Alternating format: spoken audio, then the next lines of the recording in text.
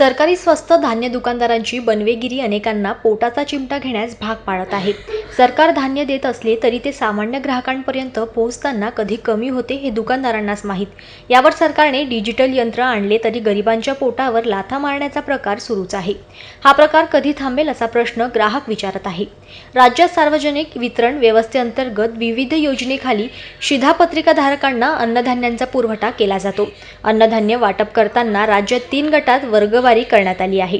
धान्य वाटप करताना पारदर्शकता असावी याकरिता अन्न व नागरी पुरवठा विभागाने ई-पास मशीन व आधार लिंक कार्यान्वित केली आहे.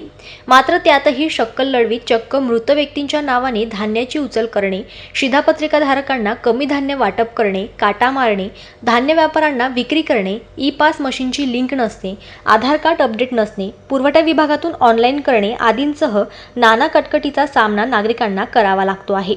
असंख्य रास्त दुकानातून कार्डधारकांना नियमानुसार धान्य मिळत नसल्याची ओरड आहे. अंत्योदय कार्डधारकांना 35 किलो गहू आणि तांदूळ न देता काही ठिकाणी 25 किंवा 30 किलो इतकेच धान्य दिले जाते. त्याचप्रमाणे केसरी कार्डधारकांना देखील मुबलक धान्य वाटप केले जात नाही. 2 रुपये किलोप्रमाणे गहू आणि 3 रुपये किलोप्रमाणे तांदूळ असताना सरसकट 3 रुपये प्रति किलो दराने पैशाची उचल केली जाते.